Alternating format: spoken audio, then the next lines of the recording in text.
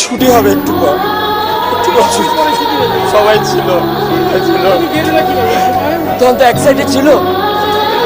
সে আমাদের বিল্ডিং আহত না, আমি এখন নিজের ছবি দেখছি, আমি কন্ট্রোল করতে পারতেছি না। এখন সবাই আমরা নামানো শুরু করি, সিঁড়ি দিয়ে যে যেভাবে পারে নামানো শুরু করে।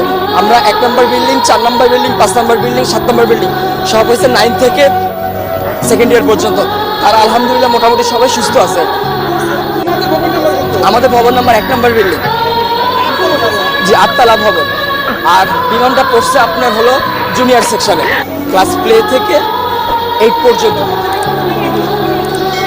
100 থেকে 150 মিটার হবে, খুব একটা না। ভবন 7, 8, মোট 7টা বিল্ডিং।